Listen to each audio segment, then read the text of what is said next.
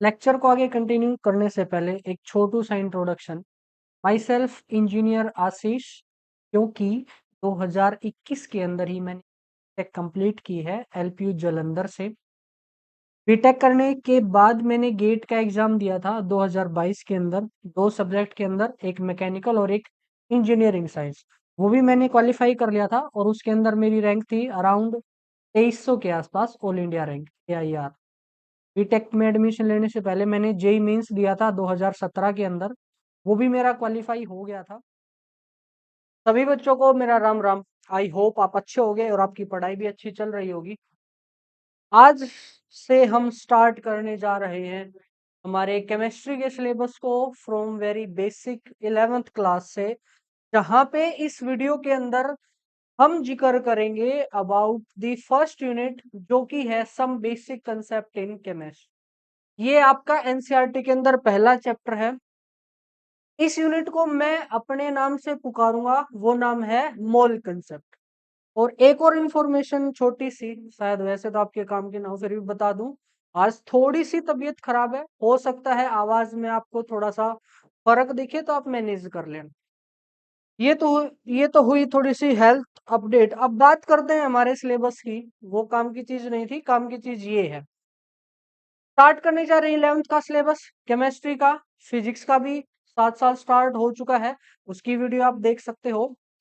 अगर आप अच्छे से प्रिपेयर करना चाहते हो 11th क्लास को, बिल्कुल very basic to the pro level, बिल्कुल जीरो से हीरो तक अगर आप प्रिपेयर करना चाहते हो, तो ये है बेस्ट प्लेटफॉर्म आपके लिए। क्योंकि यहाँ पे कंसेप्ट पे ज्यादा जोर दिया जाएगा और उन कंसेप्ट को सिखाने का अलग अलग तरीका होता है सबका। मेरा तरीका है, मैं प्रॉब्लम्स के थ्रू पूरा एक्सप्लेन करूंगा, फिर आपको प्रॉब्लम्स दूंगा और आप उन प्रॉब्लम को सोल्व कर पाओगे, यानी आप उन कंसेप्ट को सीख जाओगे। उससे पहले थोड़ा सा बात कर लेते हैं कि हमें कैसे प्रोसीड करना है हमारी 11th क्लास के अंदर। देखो, जब भी आप केमिस्ट्री केमिस्ट्री पढ़ोगे, तीन टाइप की केमिस्ट्री आपको देखने को मिलेंगी। पहली है फिजिकल केमिस्ट्री, फिर इनऑर्गेनिक और फिर ऑर्गेनिक। फिजिकल के अंदर आप बात करोगे डेटा के बारे में, कि कैसे रिएक्शन हो रही है, उसके अंदर डेटा क्या यूज हो रहा है, कितना रिएक्टेंट लेने से कितना प्रोडक्ट बनेगा, ये सब चीजें उसके अंदर आ गई। दूसरी है इनऑर्गेनिक केमिस्ट्री। इनऑर्गेनिक केमिस्ट्री के अंदर हम स्पेशली बात करेंगे कि ये इससे रिएक्ट क्यों करेगा, या उसको उसके साथ रिएक्शन करवा दी जाए तो क्या होगा, उसकी प्रॉपर्टी क्या क्या है, वो क्यों रिएक्ट करता है किसी के साथ, किसी के साथ क्यों रिएक्ट नहीं करेगा। मतलब एलिमेंट के बिहेवियर को हम पढ़ेंगे इनऑर्गेनिक केमिस्ट्री। और बचती है आपकी ऑर्गेनिक केमिस्ट्री, उसके अंदर हम जिक्र करेंगे अबाउट द ऑर्गेनिक कंपाउंड्स। वो क्या होते हैं अभी देखेंगे थोड़ी देर बाद। चलो, ये तो थी आपकी केमिस्ट्री। स्टार्टिंग के जो कुछ यूनिट्स हैं, फर्स्ट और सेकंड यूनिट, वो है आपकी फिजिकल केमिस्ट्री। थर्ड फोर्थ आपकी हो जाएंगी इनऑर्गेनिक, फिर से आपकी फिजिकल आ जाएगी। और फिजिकल केमिस्ट्री के अंदर सीखने का एकमात्र ही तरीका है, आप थ्योरी करो और उसके अनलिमिटेड क्वेश्चन लगाओ। अनलिमिटेड का मतलब बहुत ज्यादा क्वेश्चन लगाओ, तभी जाके आपके वो क्लियर समझ में आ जाएगी। और इसके अंदर एक चीज है, जो चीज आप आज पढ़ोगे 10 दिन बाद उसी चीज का यूज करोगे। जो 9 दिन आपने पढ़ ली, 10वें दिन उन सभी 9 की 9 चीजों का आप यूज करोगे। तो इसीलिए किसी भी लेक्चर को मिस मत करना, किसी भी कंसेप्ट को मिस मत करना। बात करते हैं अबाउट दी बुक्स। बुक्स आपको कौन कौन सी फॉलो करनी चाहिए। सबसे पहली है एनसीईआरटी। एनसीईआरटी, देखो, एनसीईआरटी को पढ़ने का एक तरीका है। एनसीईआरटी आप तब पढ़ो जब आपको कंसेप्ट आते हो। अगर आप स्टार्टिंग में ही एनसीईआरटी पढ़ने लग जाओगे, कुछ समझ में नहीं आएगा, आप कंफ्यूज हो जाओगे, पागल हो जाओगे। ठीक है, तो एनसीईआरटी आपने पढ़नी है, उसकी सिर्फ प्रॉब्लम को आपने सोल्व करना है, और इससे ज्यादा कुछ नहीं। दूसरा हो गया मॉड्यूल, जो कि एपी क्लासेस का मॉड्यूल आपको देखने को मिलेगा। डिस्क्रिप्शन में पीडीएफ का लिंक है, वहां से उसको डाउनलोड कर लो, प्रिंट निकलवा लो, या फिर पीडीएफ से ही काम चला लो, वो आपकी मर्जी है। वहां आपको सब कुछ मिल जाएगा। क्लास में जो कुछ भी होगा इसी मॉड्यूल के थ्रू होगा। और ये मॉड्यूल भी बहुत ज्यादा मेहनत करके बना है। 10-12 किताबों से पढ़ने के बाद ये मॉड्यूल तैयार हुआ है। एक यूनिट को तैयार होने में 1 महीने से ज्यादा लगा, तो समझ लो कितनी मेहनत लगी होगी, बिल्कुल बेसिक से उसके अंदर कवर करके। और हाई लेवल तक सारे नीट के, जेई के जितने भी क्वेश्चन हैं, आप उन मॉड्यूल इस मॉड्यूल को पढ़ने के बाद या मेरा होमवर्क करने के बाद सबको सोल्व कर पाओगे। वैसे तो क्लास में ही हो जाएंगी मोस्ट ऑफ द प्रॉब्लम। चलो ये दो होगी। उसके बाद आपकी अलग अलग बुक है। फिजिकल के लिए कोई सी बुक है, इनऑर्गेनिक के लिए कोई सी बुक है, ऑर्गेनिक के लिए कोई सी बुक है। वो टाइमली मैं आपको बताता रहूंगा, और मैं जो मटेरियल है वो भी अपलोड करता रहूंगा। अब इस चीज को ज्यादा ना खींचते हुए हम डायरेक्ट स्टार्ट करते हैं हमारे चैप्टर 1 को, जो कि है, मैं नाम लूंगा उसका मोल कंसेप्ट। आप कुछ भी कह लो, आप बोल सकते हो some basic concept in chemistry या कुछ भी। मैं उसको नाम दूंगा मोल कंसेप्ट। ठीक है। उससे पहले 9th क्लास के अंदर आपने पढ़ा होगा अबाउट दी मैटर। पढ़ा है ना 9th क्लास के अंदर? नहीं पढ़ा है कोई बात नहीं, मैं सिखाऊंगा ना। मैटर, देखो मैटर क्या है। ये संसार की जितनी भी चीजें हैं, ये किसी न किसी मटेरियल से मिलकर बनी है, या किसी न किसी चीज से मिलकर बनी है। जैसे आप एग्जांपल ले लो, आप पेन ले लो, ह्यूमंस को ले लो, लैपटॉप ले लो, फोन ले लो, ये सारी चीजें किसी न किसी मटेरियल से मिलकर बनी है, और उसी को हमने नाम दिया है मैटर। या हम बोल सकते हैं everything in this universe is made up of matter. ये तो थ्योरेटिकल बात हुई। अब थोड़ा सा डेफिनेशन वाइज बात करें, तो मैटर वो चीज है which have which have mass which have मास, जिसके पास कुछ ना कुछ मास हो, एंड वॉल्यूम, और उसकी कुछ ना कुछ वॉल्यूम हो। उसके पास दो चीजें होनी चाहिए, एक मास और एक वॉल्यूम। अगर ये दोनों चीजें किसी भी चीज के पास हैं, ये दोनों चीज अलग अलग हैं, चीज और चीज अलग अलग, उसको छोड़ो। अगर किसी भी मटेरियल के पास ये दोनों चीजें हैं, या किसी भी वस्तु के पास ये दोनों चीजें हैं, उसको हम नाम देते हैं मैटर। फॉर एग्जाम्पल, पेन देख लो, या ये मार्कर देख लो। इस मार्कर का कुछ न कुछ वेट है, और ये यहाँ पे इतनी इसकी वॉल्यूम है, यानी ये हमारे आसपास इतनी जगह को घेरे हुए है। ठीक है। और एग्जांपल, बुक होगी आपकी, फोन हो गया, ये सारी चीजें क्या है, मैटर है। दूसरा, अब बताओ क्या एयर मैटर है या नॉन मैटर? जल्दी जल्दी बताओ। एयर, जो बोल रहे हैं मैटर, बहुत अच्छे। जो बोल रहे हैं नॉन मैटर, वो भी बहुत अच्छे, क्योंकि कुछ नई चीज आप सीखोगे। देखो, एयर को हम कंसीडर करते हैं मैटर, क्योंकि आप गुब्बारे में हवा भरो, वो जगह घेर ली ना उस हवा ने, और हवा हमारे चारों तरफ है, यानी हवा के पास वॉल्यूम तो होगी। दूसरा, क्या उसके पास मास है? यस, हवा का मास भी होता है। अब हवा कम चल रही है तो हमें फील नहीं होगी, लेकिन हवा जैसे ही ज्यादा चलने लग जाएगी, हमें धक्का लगने लग जाएगा ना। और वो धक्का किस वजह से लग रहा है? क्योंकि एयर के पास क्या है, मास है। इसलिए एयर को हम किसके अंदर कंसिडर करेंगे, मैटर के अंदर। अच्छा, चलो एयर। अब बताओ, स्मेल बताओ, smell of perfume. Smell of perfume को आप मैटर मानोगे या नॉन मैटर? बताओ जल्दी जल्दी। Smell of perfume, smell of perfume है मैटर। एयर भी मैटर, ये भी मैटर। जो स्मेल ऑफ परफ्यूम है वो भी क्या है, आपकी मैटर है। अब सोचो, अगर परफ्यूम के छोटे छोटे पार्टिकल ना हो आसपास, तो क्या आपको उसकी परफ्यूम की स्मेल जो है वो आएगी? बिल्कुल भी नहीं आएगी। अगर वो छोटे छोटे पार्टिकल हमारे चारों तरफ है, तभी हमें क्या आएगी, उसकी स्मेल आएगी। और वो छोटे छोटे पार्टिकल है, उसका कुछ ना कुछ मास है, और वो इतनी सी जगह घेर रहे हैं जहां तक हमें स्मेल आ रही है। इसका मतलब स्मेल ऑफ परफ्यूम भी क्या हो गया, आपका मैटर हो गया। अच्छा, और बात करते हैं अबाउट दी घोस्ट। घोस्ट बताओ क्या है? भूत, भूत। बताओ, डरो मत, बताओ।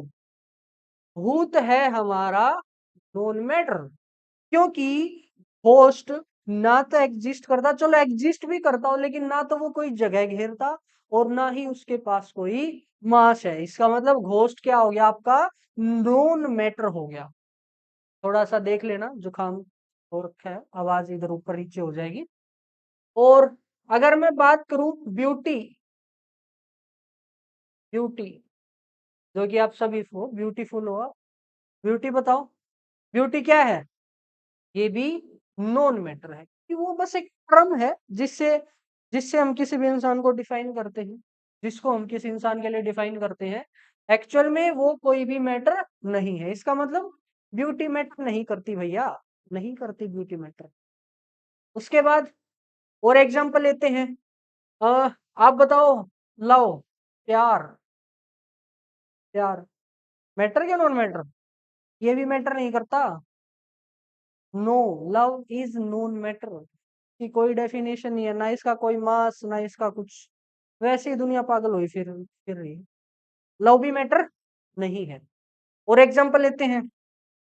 अगर मैं बात करूं सिर्फ स्मेल की, सिर्फ स्मेल, स्मेल क्या है? देखो, जब अकेले स्मेल की बात करें ना, वो आपकी हो जाएगी नॉन मैटर। यस, सही सुना। स्मेल ऑफ परफ्यूम वो हो जाएगी मैटर। लेकिन जैसे ही आप बात करोगे सिर्फ स्मेल की, अच्छी स्मेल, बुरी स्मेल, वो सब क्या है? नॉन मैटर है, क्योंकि वहां पे कुछ एग्जिस्ट नहीं करेगा। वो बस एक हमारी फीलिंग्स है। अच्छा, एक फीलिंग्स भी आ गया। फीलिंग्स को भी आप ऐड कर सकते हो। फीलिंग्स भी क्या होगी? Non matter. देखो, जहां पे टिक लगा रखा है वो सब है मैटर, जहां पे टिक नहीं लगा रखा है, क्रॉस लगा रखा है, वो सब है हमारे नॉन मैटर। ठीक है, ये थे आपके मैटर और नॉन मैटर। अब चलते हैं इसकी क्लासिफिकेशन के ऊपर कि चलो, मैटर तो हमने डिसाइड कर लिया क्या है, जिसके पास भी मास हो और जिसका कुछ ना कुछ वॉल्यूम हो, उसको हमने क्या नाम दे दिया है? मैटर। अब चलते हैं इसकी क्लासिफिकेशन पर कि इसको अलग अलग टुकड़ों के अंदर हम कैसे डिवाइड करते हैं, ताकि इसकी स्टडी इजीली हम कर सकें। सबसे पहला जो क्लासिफिकेशन है, दो टाइप की क्लासिफिकेशन हम पढ़ेंगे इसके अंदर। फर्स्ट जो क्लासिफिकेशन है वो है फिजिकल क्लासिफिकेशन, फिजिकल क्लासिफिकेशन। और सेकंड जो क्लासिफिकेशन हो जाएगी वो हो जाएगी आपकी केमिकल क्लासिफिकेशन। अब फिजिकल और केमिकल में फर्क क्या है? देखो, चीजों को आप देखते हो, नेचर उस पे कैसे रिएक्ट करती है, वो सारी कैटेगरी किसके अंदर आती है? फिजिकल के अंदर। और दूसरा, वो एक दूसरे से कैसे रिएक्ट करते हैं, वो सब आ जाएंगे केमिकल के अंदर। तो अब सबसे पहले हम बात करेंगे अबाउट द फिजिकल। देखो, फिजिकल के अंदर हमने मैटर को तीन अलग अलग क्लास के अंदर डिवाइड किया है। वो तीन अलग अलग कौन कौन है? सबसे पहला आपने सुना होगा सॉलिड, सेकंड आपने सुना होगा, वेरी गुड, लिक्विड, और थर्ड आपने सुना होगा गैस। ये तीन टाइप की क्लासिफिकेशन हम करते हैं मैटर की। फिजिकल क्लासिफिकेशन के अंदर मैटर को तीन टुकड़ों में हमने डिवाइड कर दिया, एक सॉलिड, एक लिक्विड और एक गैस। देखो, सॉलिड क्या है? First point, first point, solid हम उसको बोलेंगे, सॉलिड हम उसको बोलेंगे जिसकी शेप और वॉल्यूम, क्या बोला? दो वर्ड, शेप और वॉल्यूम दोनों डेफिनेट हो। यहां पे लिख दूं मैं, डेफिनेट शेप एंड वॉल्यूम। अगर किसी भी मैटर की शेप और वॉल्यूम डेफिनेट है, ये डेफिनेट क्या है? डेफिनेट का मतलब फिक्स है, चेंज नहीं होती, उसको क्या बोलेंगे हम? सॉलिड। Very good.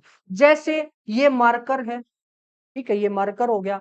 अगर मैं इस मार्कर को यहां से उठा के किसी ग्लास के अंदर रख दूं, तो बताओ क्या इसकी शेप चेंज हो जाएगी? बिल्कुल भी नहीं। जैसा अब है ये, वैसा उस ग्लास के अंदर रखने के बाद भी रहेगा। और क्या, देखो, अब ये इतनी, इसके आसपास ये इतनी जगह घेर रहा है, अगर ग्लास के अंदर रखूंगा तो भी इतनी जगह घेरेगा ना। यानी इसकी वॉल्यूम भी क्या है? डेफिनेट है। और डेफिनेट का मतलब फिक्स है।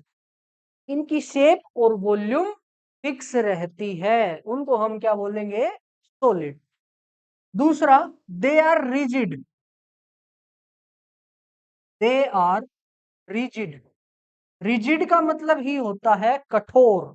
ये कठोर होते हैं। देखो, जितनी भी सॉलिड चीजें हमारे आसपास, जैसे पेन हो गया, फोन हो गया, ये मार्कर हो गया, ये बोर्ड हो गया, ये सारे क्या है? आपके रिजिड हैं।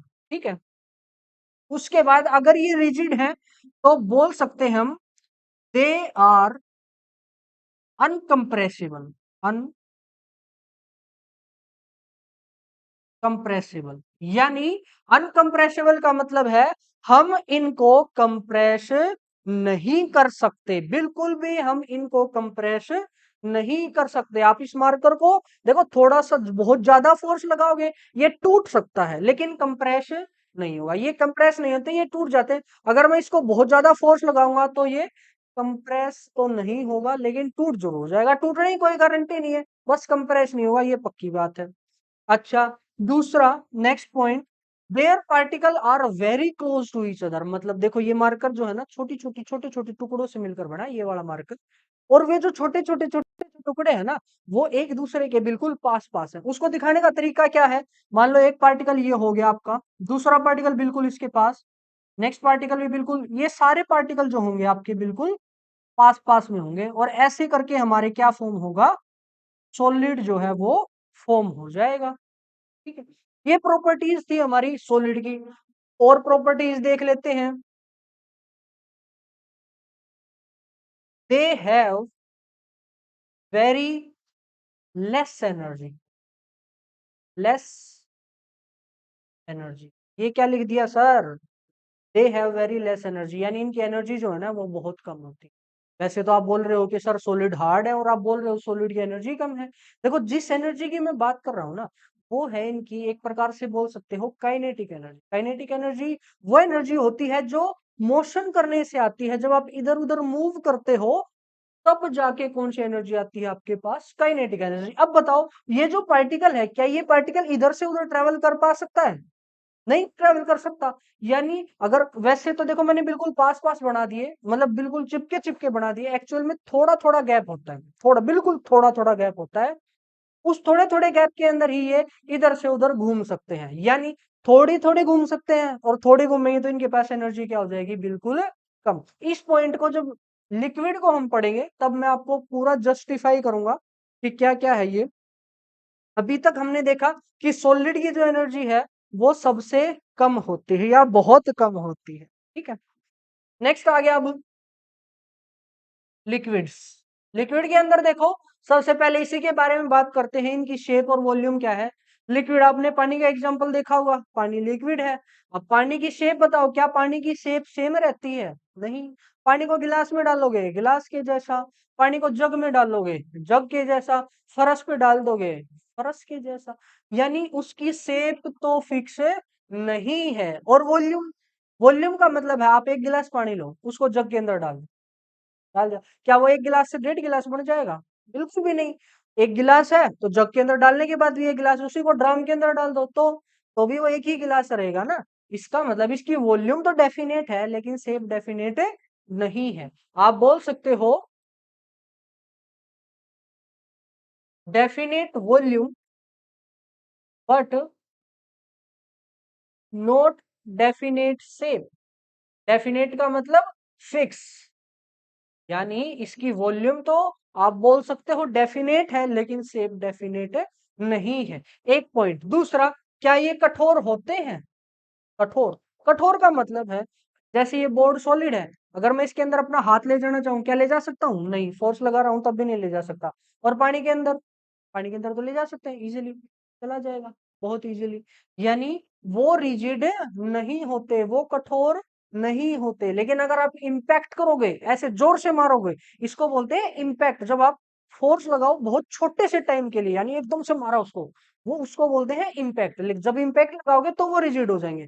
लेकिन हम जनरल बातें कर रहे हैं, अगर आप आराम आराम से अंदर लेके जाओगे हाथ को, तो वो चला जाएगा इजीली। इसका मतलब वो रिजिड नहीं होते। अगर वो रिजिड नहीं होते तो वो क्या क्या होते हैं? मैं बोलूंगा they have tendency to flow. They have tendency, tendency का मतलब होता है ability, tendency to flow. Flow का मतलब बहना, बहना, बहना, बहना नहीं, बहना। वो बाई वाली बहना नहीं, बहना का मतलब फ्लो करना। ये फ्लो कर सकते हैं, इसलिए हमने इनको एक अलग नाम दे दिया, फ्लूइड्स। क्या नाम दे दिया? फ्लूइड्स। जो भी चीजें बह सकती हो, उसको हमने नाम दे दिया फ्लूइड्स। इसका मतलब लिक्विड क्या है आपके? लिक्विड है फ्लूइड्स, वो बह सकते हैं। अच्छा, क्या हम इनको कंप्रेस कर सकते हैं? बताओ। यस, कुछ लिक्विड को हम कंप्रेस कर सकते हैं, कुछ लिक्विड को हम कंप्रेस नहीं करते। हम जनरल बात करते हैं, they are very less compressive. इनको बोल देंगे हम लेस कंप्रेसिव, यानी कंप्रेस तो कर सकते हो लेकिन बहुत कम अमाउंट में। ठीक है, ये थी इसके बारे में। अब बात करते हैं शेप। शेप क्या हो जाएगी, जैसे सॉलिड के अंदर बिल्कुल पास पास थे ना, लिक्विड के अंदर थोड़ी थोड़ी दूर हो जाएंगे, और वो थोड़ा सा रैंडम, जैसे यहाँ बिल्कुल जचा रखे थे ना, वहां पे थोड़े से अलग अलग हो जाएंगे, एक इधर एक इधर एक इधर एक इधर एक इधर एक इधर, ऐसे। ठीक है, ये हो गया आपका कोई भी लिक्विड। लिक्विड के अंदर जो पार्टिकल है वो इधर से उधर मूव करना स्टार्ट कर देंगे या थोड़ी थोड़ी दूर हो जाएंगे। ठीक है, अच्छा इनकी जो एनर्जी है वो बताओ। एनर्जी मोर देन सॉलिड्स, हम बोल सकते हैं इनकी जो एनर्जी है वो सॉलिड से थोड़ी सी ज्यादा है, क्योंकि देखो इनके पास जगह है ना इधर से उधर चलने को, और जगह है, चल सकते हैं, चलेंगे तो उनके पास क्या आ जाएगी, एनर्जी आ जाएगी। अब सॉलिड तो चल ही नहीं सकते, तो उनके पास बहुत कम एनर्जी है। ये चल सकते हैं, इसका मतलब इनके पास क्या हो जाएगी, एनर्जी आ जाएगी। अब लास्ट हम बात करते हैं अबाउट दी गैसेस, फटाफट। गैसेस वैसे तो अंदाजा लगा चुके होंगे, सॉलिड पढ़ लिया, लिक्विड पढ़ लिया, अब सेम आपका आ जाएगा गैसेस। पहले ही बात करते हैं about the volume and shape. बताओ, बताओ वॉल्यूम के बारे में क्या बात करेंगे। क्या इनकी वॉल्यूम फिक्स होती है, नहीं, बिल्कुल भी नहीं। कैसे सर, एग्जांपल दो। एग्जांपल देखो, एक गुब्बारे में क्या करो, हवा भर लो, उस हवा को छोड़ दो, क्या वो हवा जो है वो पहले गुब्बारे में इतनी जगह गिर रही थी, अब क्या उसको छोड़ने के बाद रूम में वो इतनी जगह में रहेगी, नहीं, वो पूरे रूम के अंदर क्या हो जाएगी, फैल जाएगी। और एग्जांपल, हम परफ्यूम छिड़कते हैं, परफ्यूम छिड़का, परफ्यूम के अंदर तो इतनी सी जगह में आ रखी होगी वो, लेकिन जैसे ही वो बाहर आएगी उसकी स्मेल बहुत दूर दूर तक फैल जाएगी, यानी उसकी वॉल्यूम क्या हो रही है, चेंज। चलो एक चीज तो हो गया, वॉल्यूम चेंज हो रही है। दूसरा, दूसरा गुब्बारे के अंदर थे, उसकी शेप कैसी थी, उसकी शेप थी ऐसे, ये स्पेरिकल टाइप में, लेकिन जैसे ही बाहर आई वो पूरे रूम के अंदर फैल जाएगी, रूम की शेप होती है आपकी क्यूबॉइड, यानी उसकी शेप भी क्या होगी, चेंज होगी। यानी गैसेस वो चीज है, no definite, no definite shape and volume, ना तो इनकी डेफिनेट शेप होती और ना ही डेफिनेट इनकी वॉल्यूम होती, ऐसे मैटर को हम क्या नाम देंगे, गैस। ठीक है, सेकंड बात करते हैं, क्या इनको भी मैं फ्लूइड बोल सकता हूं, यस, दे आर फ्लूइड्स, ये भी क्या होते हैं, फ्लूइड्स हो सकते हैं। गैसें, हवाएं इधर से उधर चलती है ना, यानी वो फ्लो कर सकती हैं, और फ्लो कर सकती हैं तो वो क्या होगी, फ्लूइड्स। दूसरा, they are highly compressible, highly compressible, यानी हम इनको कंप्रेस कर सकते हैं हम बहुत ज्यादा मात्रा में। वो कैसे, अब मैंने बताया, चारों, अब घर में एलपीजी का सिलेंडर आपने देखा होगा, देखा होगा ना, अगर उसको चला दो कितनी हवा हो जाएगी, कितनी गैस होगी उसके अंदर। अगर जलाने लग जाओगे, क्या पता 2-3 दिन लगातार जलाओगे तब जाके भी खत्म ना हो। अब इतनी छोटी सी जगह में इतनी गैस कैसे आई, हमने उस पूरी गैस को कंप्रेस कर दिया, तब वो इतनी छोटी सी जगह में आ गई। इसका मतलब गैस क्या होती है, कंप्रेसिबल होती है। और कंप्रेसिबल चीजों के अंदर जो फैक्टर काम करता है उसको बोलते हैं प्रेशर। प्रेशर से हम चीजों को कंप्रेस कर सकते हैं। तो जब भी गैसेस का मैं जिक्र करूंगा ना, सबसे इंपॉर्टेंट गैसेस को पढ़ने के लिए हो जाएगा उनका प्रेशर। ठीक है, पूरा एक चैप्टर है, सॉलिड के बारे में एक चैप्टर है, लिक्विड के बारे में एक चैप्टर है, गैसेस के बारे में एक चैप्टर है। जो गैस वाला चैप्टर है वो आप 11th क्लास में ही देखोगे। सॉलिड वाला जो है 12th के अंदर फर्स्ट चैप्टर था, लेकिन अब कट गया है, लेकिन उसको आईआईटी जेई या नीट पॉइंट ऑफ व्यू से पढ़ना जरूरी है, क्योंकि उनके सिलेबस में है। और सेकंड चैप्टर है आपका 12th के अंदर ही, लिक्विड्स। तो एक एक करके इनको पढ़ेंगे धीरे धीरे, धीरे धीरे पूरा चैप्टर के अंदर और क्या क्या प्रॉपर्टी है इनकी, लेकिन बेसिक से तो हमने यहाँ देख लिया। अच्छा, और कंप्रेसिबल होगी, और बात करते हैं इनकी शेप की, इनकी शेप कैसी होगी। देखो सॉलिड में बिल्कुल पास पास से, गैस में दूर दूर हो गए, सॉरी लिक्विड में दूर दूर हो गए, गैस के अंदर तो पता ही नहीं कहाँ कहाँ है, वो इधर से उधर भाग रहे होंगे, उनको पता ही नहीं, एक बार इधर, एक बार उधर, उधर उधर इधर उधर, जब तक एक दूसरे से टकरा नहीं जाते इधर उधर भागते रहेंगे। एनर्जी बताओ, दे हैव मैक्सिमम एनर्जी, इनकी जो एनर्जी होगी वो सॉलिड के कंपैरिजन और लिक्विड के कंपैरिजन में बहुत ही ज्यादा होगी। ठीक है, ये थी बात किसकी, सॉलिड लिक्विड और गैस की। एक और बात करूं, अगर मैं कंपैरिजन करने लग जाऊं डेंसिटी का मतलब घनत्व, घनत्व का मतलब कौन कितना ज्यादा भारी है। अगर सेम वॉल्यूम आप सबकी ले लो, यानी सॉलिड की भी इतनी सी वॉल्यूम ले लो, लिक्विड की भी इतनी सी वॉल्यूम ले लो, गैस की भी इतनी सी वॉल्यूम ले लो, तो जो ज्यादा भारी इसका मतलब उसकी डेंसिटी ज्यादा। तो डेंसिटी बताओ किसकी सबसे ज्यादा, यस सॉलिड की डेंसिटी सबसे ज्यादा होगी, फिर लिक्विड की और फिर गैस की। तुम बोल सकता हूं, अगर डेंसिटी का कंपैरिजन करने लग जाओगे तो सॉलिड की सबसे ज्यादा, उसके बाद लिक्विड की और उसके बाद गैस। ठीक है, ये था कंपैरिजन सॉलिड का, लिक्विड का और गैस का। अब नेक्स्ट हम कवर करते हैं कि सॉलिड को क्या हम कन्वर्ट कर सकते हैं लिक्विड और गैस में। देखो, अगर आपके पास कोई सॉलिड है, ठीक है, ये आपके पास कोई सॉलिड है, क्या हम इस सॉलिड को लिक्विड के अंदर कन्वर्ट कर सकते हैं? यस, बहुत फेमस एग्जांपल आपको याद आ रहा होगा कि सर हम बर्फ को पानी बना सकते हैं। कैसे? बर्फ को आप थोड़ा सा गर्म कर दो, यानी सॉलिड को अगर आप हीट कर दो, क्या कर दो, हीट, हीट कर दोगे तो वो किसके अंदर कन्वर्ट हो जाएगा, लिक्विड के अंदर। सॉलिड को गर्म कर दोगे तो लिक्विड के अंदर, या किसी भी चीज को आप गर्म करोगे, अगर मैं इस मार्कर को भी गर्म करूं तो ये किसके अंदर पिघल जाएगा ना, लिक्विड के अंदर कन्वर्ट हो जाएगा। अच्छा, कैसे, हीट करके। इस प्रोसेस को हमने नाम दिया है फ्यूजन। क्या नाम दिया, फ्यूजन। या दूसरा इसको आप बोल सकते हो मेल्टिंग। सॉलिड का लिक्विड के अंदर कन्वर्ट होना क्या हो जाएगा आपका, या तो आप फ्यूजन बोल लो या बोल लो मेल्टिंग। ऐसे ही लिक्विड को क्या आप सॉलिड के अंदर कन्वर्ट कर सकते हो, यस हम पानी का क्या बना सकते हैं, बर्फ बना सकते हैं, या हम इस मार करके पिघले हुए को क्या वापस से बना सकते हैं। यस, कैसे, अगर आप इसी को कर दो कूल, इसी को आप कर दो कूल, तो क्या हो जाएगा, ये जो लिक्विड है ये आपका किसके अंदर कन्वर्ट हो जाएगा, सॉलिड के अंदर। और इस प्रोसेस को हमने नाम दिया है फ्रीजिंग। ये क्या हो जाएगा, फ्रीजिंग। आपने लिक्विड को फ्रीज कर दिया, सॉलिड बना दिया वापस।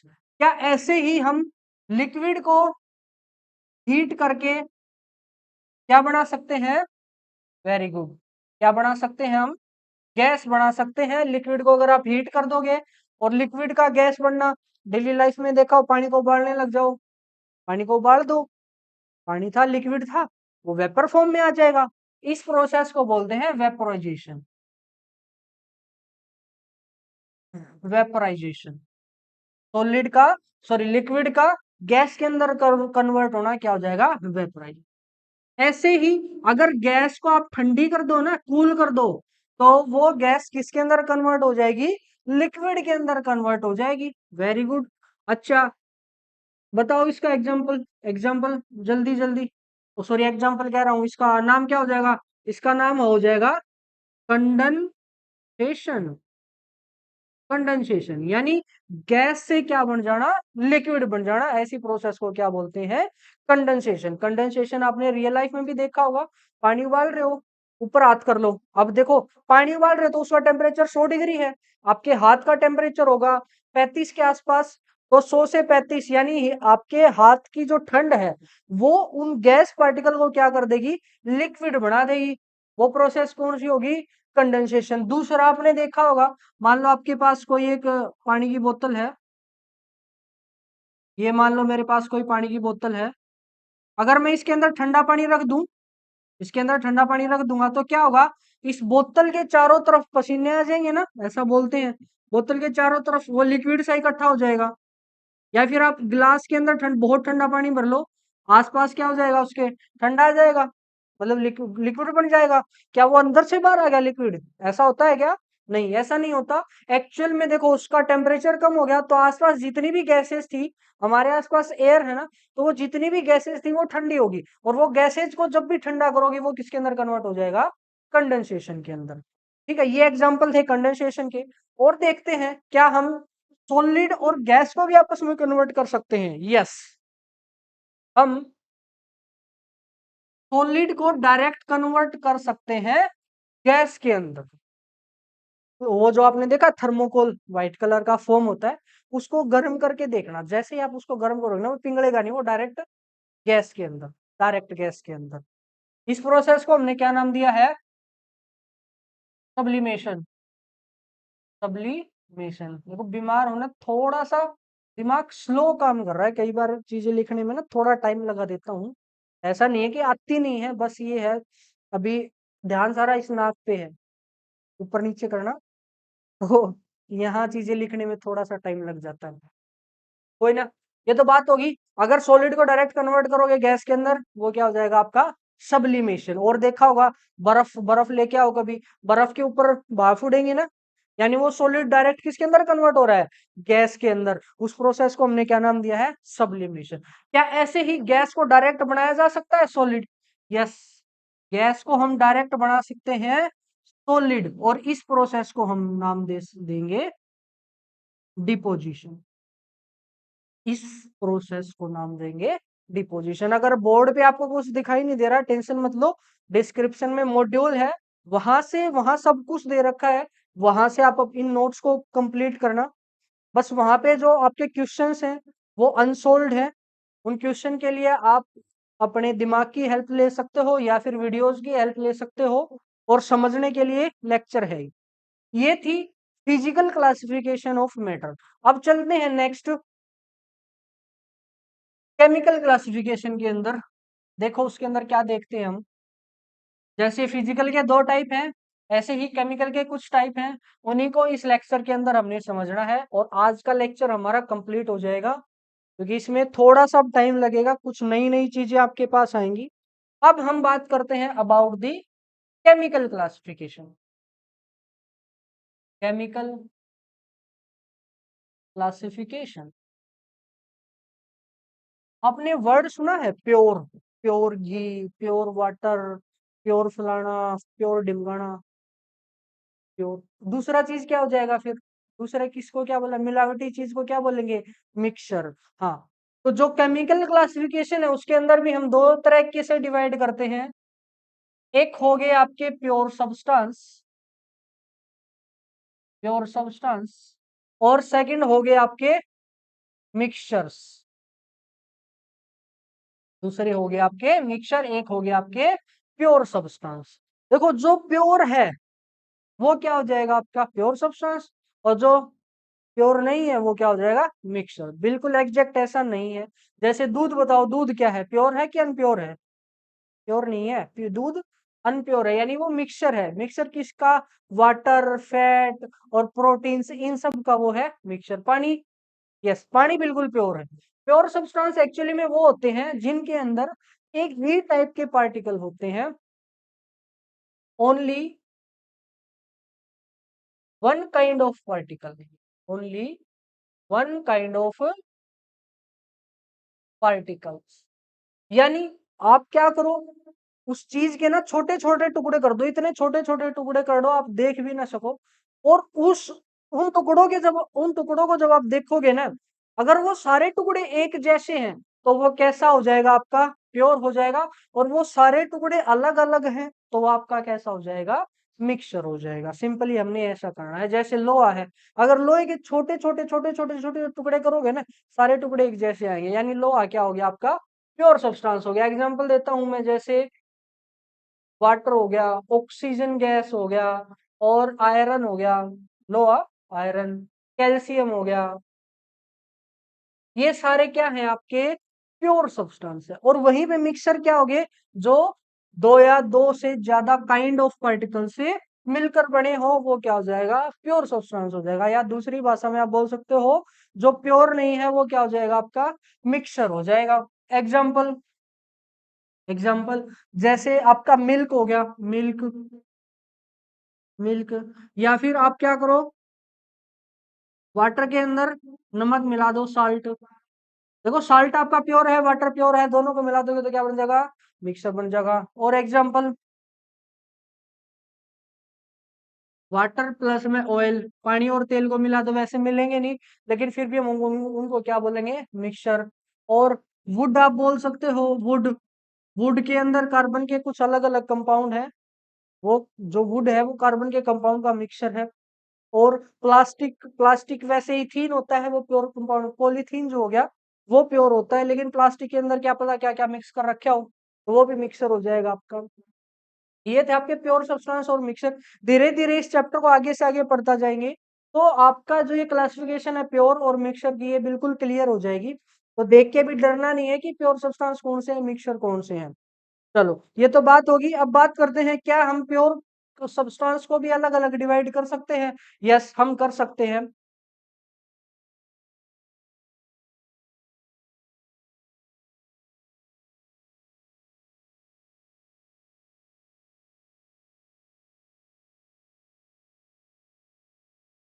वो भी देखेंगे आगे, कर सकते हैं कि नहीं कर सकते हैं।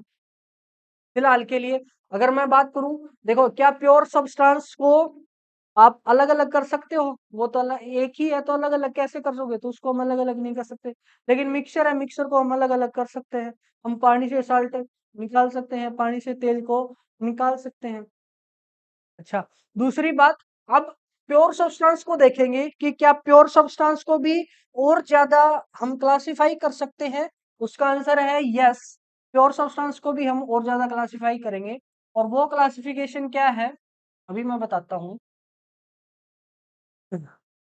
अभी डरना नहीं है देख के।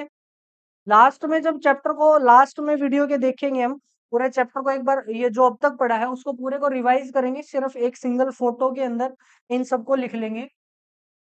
अच्छा, प्योर सब्सटेंस को भी हमने दो तरीके से डिवाइड कर दिया। एक हो गए आपके एलिमेंट, और दूसरे हो गए आपके कंपाउंड। कंपाउंड्स, एक हो गया आपके एलिमेंट्स और एक हो गया आपके कंपाउंड्स। अब ये एलिमेंट्स और कंपाउंड क्या है? देखो, आप किसी भी चीज का छोटे से छोटा टुकड़ा जो कर सकते हो ना, उसको बोलते हैं atom.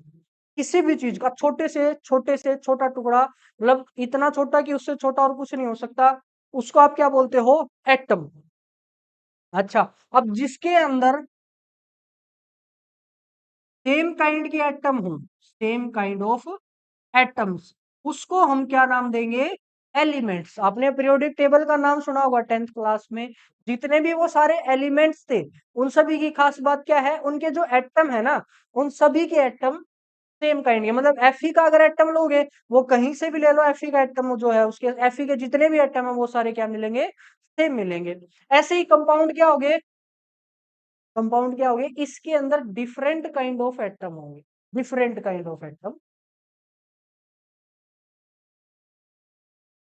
Different kind of atoms, या फिर आप बोल सकते हो कॉम्बिनेशन ऑफ टू और मोर टाइप ऑफ एटम, वो हो जाएगा आपका कंपाउंड। अच्छा, और एग्जाम्पल बताओ सर। एग्जाम्पल हो गया जैसे हाइड्रोजन, आपने सुना होगा H2, helium, nitrogen, sodium, oxygen, ये सारे क्या हैं आपके? ये सारे हैं एलिमेंट्स। और दूसरे कंपाउंड्स के अंदर H2O, H2O एक कंपाउंड है, NaCl एक कंपाउंड है, कार्बन डाइऑक्साइड एक कंपाउंड है, HCl एक कंपाउंड है। ये सारे क्या हो गए? ये सारे हो गए आपके कंपाउंड्स। इसमें देखो एक ही टाइप के एटम है, सिर्फ हाइड्रोजन के एटम। इसके अंदर सिर्फ हीलियम के एटम, इसके अंदर सिर्फ नाइट्रोजन के एटम। ऐसे अलग अलग एटम्स है, और इसके अंदर सॉरी सेम टाइप के एटम है, और यहाँ पे इसके अंदर एक H के एटम है और एक O के अंदर है, यानी दो या दो से ज्यादा का कॉम्बिनेशन इसके अंदर होता है। किसके अंदर? कंपाउंड्स के अंदर। अच्छा, एलिमेंट में भी अगर आप देखोगे, ये अकेला है, ये अकेला है, ये पेयरिंग में है, ये पेयरिंग में है। तो जो अकेले है ना, उनको बोलते हैं हम एटम, और जो पेयरिंग में है उसको बोलते हैं मोलेक्यूल। चैप्टर के आगे जाके इनको और अच्छे से क्लासिफाई करेंगे, अभी बस समझ लो। एक हो गया एटम और एक हो गया आपके मोलेक्यूल। अच्छा, अब बात करते हैं कंपाउंड। कंपाउंड भी दो टाइप के होते हैं, एक ऑर्गेनिक और एक इनऑर्गेनिक। एक हो गया आपके ऑर्गेनिक, और दूसरे हो गए इनऑर्गेनिक। ऑर्गेनिक वो हो गए जिसके अंदर हम जिक्र करेंगे कार्बन का, ऐसे कंपाउंड जिनके अंदर क्या हो? कार्बन हो ऐसे कंपाउंड कैसे कंपाउंड हो जाएंगे? ऑर्गेनिक। और जिनके अंदर कार्बन ना हो ये वो हो जाएंगे आपके इनऑर्गेनिक। ये बेसिक सी जनरल सी डेफिनेशन है, बिल्कुल एग्जैक्ट नहीं है, लेकिन आप समझ सकते हो ऑर्गेनिक और इनऑर्गेनिक। दूसरा एग्जाम्पल अगर ऑर्गेनिक का देखना चाहूँ, CH4 मीथेन, C2H5OH, ये एल्कोहल, मिथेनॉल आपने सुना होगा। ये सब एग्जाम्पल आपके ऑर्गेनिक के। और जो बाकी बच गया जैसे NaCl है, MgCl2 है, ये सारे एग्जाम्पल हो गए आपके इनऑर्गेनिक के। और दूसरा एलिमेंट को हम एक और तरीके से डिफाइन कर सकते हैं, वो है आपके मेटल, नॉन मेटल, और लास्ट बच गया मेटलॉइड्स। 10th क्लास में थोड़ा बहुत इनके बारे में सुना होगा। मेटल कौन होते हैं? मेटल वो होते हैं जो जनरली हार्ड होते हैं, ब्रिटल होते हैं, डक्टाइल होते हैं, मेलेबल होते हैं, वो सारे क्या हो गए आपके मेटल। और नॉन मेटल, जो मेटल नहीं है वो नॉन मेटल। और मेटलॉइड ऐसे एलिमेंट जो कि क्या हो, मेटल भी हो और नॉन मेटल भी हो, मतलब दोनों की प्रॉपर्टी अगर किसी के अंदर है तो वो आपके हो जाएंगे मेटलॉइड। ये थी आपकी प्योर सब्सटेंस की क्लासिफिकेशन। अब बात करते हैं मिक्सचर की। मिक्सचर को हम दो तरीके से क्लासिफाई करते हैं। वो दो तरीके कौन से हैं? पर मैं लिखता हूँ फटाफट, लेक्चर को थोड़ा सा ज्यादा लेंथी हो जा रहा है, मैंने देखा है थोड़ा सा, उसको कम करेंगे। चीजें जो बिल्कुल आसान है उनको थोड़ा सा कम एक्सप्लेन करेंगे अब। और जो फर्स्ट टाइम आप सीखोगे उनको पूरे अच्छे तरीके से हम क्लासिफाई करेंगे, टेंशन मत लो, क्लासिफाई नहीं समझाएंगे। पता नहीं क्या क्या वर्ड निकल रहे हैं आज तो, सच में तो जुकाम वगैरह हो जाए या तबीयत खराब हो जाए, हमारा दिमाग थोड़ा सा कम काम करने लग जाता है, मतलब जो स्पीड है ना वो बस चेंज हो जाएगी। और इतना ज्यादा कुछ फर्क नहीं पड़ता, लेकिन स्पीड चेंज हो जाएगी। अभी जैसे मेरे बोलने की स्पीड है और जो दिमाग के काम करने की स्पीड है वो दोनों अलग अलग चल रही है फिलहाल, इसलिए थोड़ा थोड़ा मिसमैच हो जा रहा है कभी कभी, तो आप देख लेना, एडजस्ट कर लेना आज आज। अच्छा, दूसरी क्लासिफिकेशन कौन सी आ गई थी? ये मिक्सचर की। देखो मिक्सचर भी दो टाइप के होते हैं। फर्स्ट आपका हो जाएगा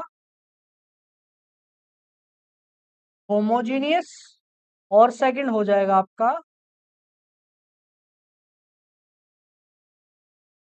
हिट्रोजीनियस। एक हो गए होमोजीनियस और दूसरे हो गए हिट्रोजीनियस। अब होमोजीनियस मिक्सचर कौन से होते हैं?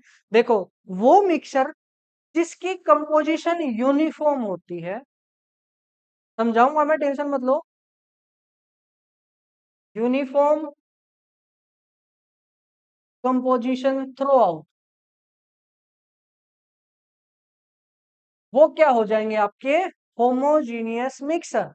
जैसे आप पानी लो, एक गिलास था जिसके अंदर हमने क्या लिया है? वाटर लिया है, ठीक है। इसके अंदर क्या करो, एक चम्मच साल्ट ऐड कर दो। साल्ट ऐड कर दिया, अब क्या होगा? उसको घोल दो, साल्ट के पार्टिकल क्या हो जाएंगे? साल्ट के पार्टिकल इधर उधर घुल जाएंगे। चलो घुल गए। अब आप क्या करो, एक चम्मच पानी की आप यहां से भर लो, यहां से, इधर से एक चम्मच भर लो, इधर से एक चम्मच भर लो, और इधर से एक चम्मच भर लो। कहने का मतलब है अलग अलग जगह से आप अलग अलग चम्मच भर लो और टेस्ट करके देखो, क्या तीनों जगह का टेस्ट अलग अलग आएगा? बिल्कुल भी नहीं। तीनों जगह का क्या आएगा? सेम टेस्ट आएगा। और दूसरा एग्जांपल, चाय बनाते हो, चाय बनती है, तो ऐसा तो है नहीं कि जिसके ऊपर की चाय बट आ गई उसकी चाय में कम चीनी होगी और जिसको लास्ट वाली मिल गई उसकी चाय में ज्यादा चीनी। चाय पत्ती के केस में हो सकता है ऐसा, लेकिन चीनी के केस में नहीं होगा। ऐसे मिक्सर को क्या बोलते हैं हम? Homogeneous mixer. यानी ऐसे मिक्सर जिसकी कंपोजिशन, जिसकी मात्रा यूनिफॉर्म, मतलब बिल्कुल एक जैसी हो हर जगह पे, ऐसे सॉल्यूशन, ऐसे मिक्सर को हम बोलते हैं होमोजीनियस। और दूसरे हो गए हेट्रोजीनियस, इसके अंदर क्या होगी आपकी non uniform composition. For example, आप ऐसा ही करो, वही पानी लो, अब की बार एक चम्मच ना घी डाल दो इसमें। घी, घी क्या करेगा? यहाँ ऊपर ऊपर आके ना वो बैठ जाएगा इस लेयर पे। घर पे ट्राई कर लेना। अब देखो, क्या इस पूरे पानी में घी की जो वैल्यू है वो सेम है? बिल्कुल भी नहीं। यहाँ से पानी उठाओगे उसके अंदर घी आएगा ही नहीं, यहाँ से उठाओगे तो उसके अंदर थोड़ा सा घी आ जाएगा, यानी यूनिफॉर्म कंपोजिशन नहीं है। तो कैसी कंपोजिशन है? नॉन यूनिफॉर्म कंपोजिशन है। और ऐसे मिक्सचर को हमने क्या नाम दिया है? Heterogeneous mixture. ये थी आपकी दो टाइप की क्लासिफिकेशन, होमोजीनियस और हिट्रोजीनियस क्लासिफिकेशन। दूसरा, जो भी आपके होमोजीनियस मिक्सचर होते हैं ना, उसको एक स्पेशल नाम दे दिया। वो स्पेशल नाम क्या है? सॉल्यूशन। वो आपका स्पेशल नाम क्या हो गया? सॉल्यूशन। जैसे इसको बोल लूंगा मैं solution of salt and water. जितनी भी लिक्विड दवाइयां आप देखोगे ना, जितनी भी दवाइयां जो कि आपकी लिक्विड फॉर्म में है, उन पे देखना वहां पे लिखा होगा सॉल्यूशन। इतना सॉल्यूशन, उतना सॉल्यूशन। उस सॉल्यूशन का मतलब है होमोजीनियस मिक्सचर। अब आपसे एक सवाल है सिंपल सा, वो सवाल क्या है? ये मेरे पास एक गिलास था जिसके अंदर भरी है मेरी फेवरेट चीज, और वो है वाटर। वाटर, अल्कोहल नहीं, वाटर। क्या है? वाटर है। इसके अंदर क्या करा? कुछ आइस डाल दी। Ice, ice. अब भी अल्कोहल सोच रहा, अरे वाटर, और उसके अंदर क्या डाल दी? आइस डाल दी। बताओ ये किस क्या है? मिक्सचर है? कैसा मिक्सचर है या मिक्सचर नहीं है? फटाफट बताओ। देखो, अगर आपका आंसर मिक्सचर है कोई बात नहीं, मिक्सचर नहीं है तो भी कोई बात नहीं, कुछ ना कुछ नया ही सीखोगे। एक्चुअल में ये है आपका pure substance. Sir pure substance कैसे? देखो, प्योर सब्सटेंस ऐसे, ये क्या है? वाटर, और ये भी क्या है? वाटर। बस फर्क है फेज का, एक सॉलिड है एक लिक्विड है, लेकिन है तो वाटर ना। और वाटर के मॉलिक्यूल्स क्या होते हैं? सबके एक जैसे होते हैं, उसके अंदर एक ही टाइप के मॉलिक्यूल प्रेजेंट होंगे, H2O टाइप के, ऐसे ऐसे मॉलिक्यूल ही प्रेजेंट होंगे, इसलिए वो क्या है? आपका एक प्योर सब्सटेंस है। अच्छा, और एग्जांपल बताओ हिट्रोजीनियस के। एक तो, अच्छा, इसके एग्जांपल हो गए साल्ट प्लस वाटर हो गया, और और शुगर प्लस वाटर हो गया, और चलो लिख ही देता हूँ, एल्कोहल प्लस वाटर हो गया। दारू और पानी दोनों को मिला दो, क्या बन जाएगा? होमोजीनियस मिक्सचर होगा। और हिट्रोजीनियस के हो गए ऑयल प्लस वाटर, और सैंड प्लस वाटर। रेत को मिला दो पानी में, हो सकता है एक बार तो घुल जाए, लेकिन थोड़ी देर बाद वो रेत नीचे इकट्ठा हो जाएगा, ऊपर आपका प्योर पानी बच जाएगा। लेकिन चीनी के केस में ऐसा नहीं है, एक दिन भी रखे रखोगे तो ऐसा नहीं होगा कि चीनी जो नीचे जमा हो जाएगी ना, एक बार घुल गई तो घुल गई। ठीक है, ये थे आपकी होमोजीनियस और हिट्रोजीनियस क्लासिफिकेशन। अब मैं फटाफट जो अब तक हमने सीखा है पूरा, उसको एक डायग्राम की फॉर्म में बना देता हूं, जिससे आपको कुछ याद नहीं रखना पूरे में, वो एक डायग्राम याद रख लेना, वही इंपॉर्टेंट है। और जैसे जैसे आप चैप्टर पढ़ोगे ना, आपको शॉर्ट नोट्स बनाते चलना है, यानी जो जो चीजें आप सीख रहे हो, इतना लंबा नहीं लिखना, उतना ही लिखना है जो आपको याद रखना पड़े। जैसे आपको सॉलिड लिक्विड गैस के बारे में ज्यादा कुछ याद नहीं रखना पड़ेगा, उसके बारे में छोटी छोटी टर्म्स लिख लो, वो क्या होते हैं, शेप सूप वगैरह। ये आप अगर आपको आती है तो अच्छी बात है, नहीं आती तो ये लिखो, आती है तो रहने दो। ये है जो अब तक हमने सीखा है। देखो, सबसे पहले हमने मैटर देखा, और फिर उसकी क्लासिफिकेशन करी, फिजिकल और केमिकल। फिजिकल के अंदर हमने तीन तरीके से क्लासिफाई करा है, सॉलिड, लिक्विड और गैस। सॉलिड वो हो गए जिसके पार्टिकल बिल्कुल पास पास हो, बिल्कुल पास पास। लिक्विड के अंदर पार्टिकल थोड़े से दूर दूर हो जाएंगे, और गैस के अंदर बहुत ज्यादा दूर दूर। फिर इसकी अलग अलग प्रॉपर्टी देखी। अच्छा, केमिकल क्लासिफिकेशन के अंदर हमने दो टाइप से क्लासिफाई करा, प्योर सब्सटेंस और मिक्सचर। प्योर सब्सटेंस हो जिसके अंदर सेम टाइप के एटम हो, या सॉरी सेम टाइप के पार्टिकल हो, वो प्योर सब्सटेंस। और मिक्सचर वो जिसके अंदर सेम टाइप के पार्टिकल ना हो, अलग अलग टाइप के पार्टिकल हो। अच्छा, प्योर सब्सटेंस को भी दो तरीके से क्लासिफाई कर सकते हैं, एक एलिमेंट और एक कंपाउंड। एलिमेंट वो जिसके अंदर सेम टाइप के एटम, और कंपाउंड वो जिसके अंदर डिफरेंट टाइप के एटम हो। एलिमेंट का एग्जांपल आपका hydrogen, helium, sodium, nitrogen, oxygen, ये सारे क्या हो गए आपके एलिमेंट के एग्जांपल। और कंपाउंड के अंदर क्या होगा, एक दो या दो से ज्यादा एटम होंगे, जैसे पानी हो गया H2O, एन NO2, CO2, ये सारे एग्जांपल हो गए आपके कंपाउंड के। अब कंपाउंड भी दो टाइप के, एक ऑर्गेनिक और एक इनऑर्गेनिक। ऑर्गेनिक वो जिसके अंदर कार्बन हाइड्रोजन आते हैं, कार्बन के साथ में हाइड्रोजन आएगा। और इनऑर्गेनिक वो जो ऑर्गेनिक नहीं है।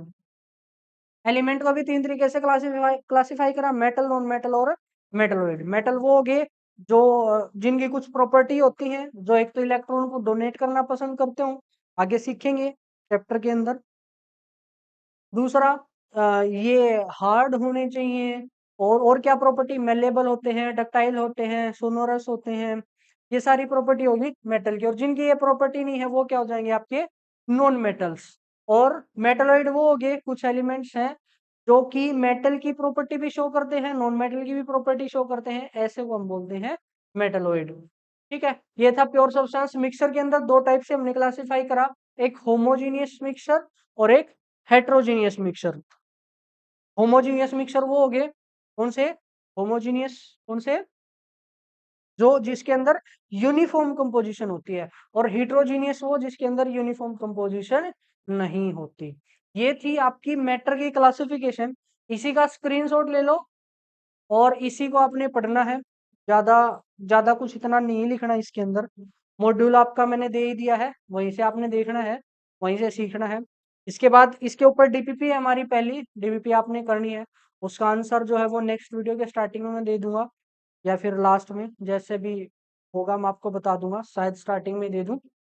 और बस आपने अपनी पढ़ाई को कंटिन्यू रखना है।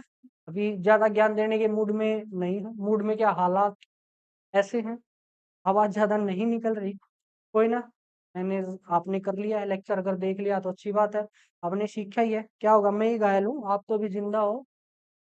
जिंदा हो तो पढ़ो जब तक। चलो मिलते हैं अभी इसी के नेक्स्ट लेक्चर में, या फिर आप फिजिक्स का लेक्चर देख रहे हो तो आपकी मर्जी है। राम राम।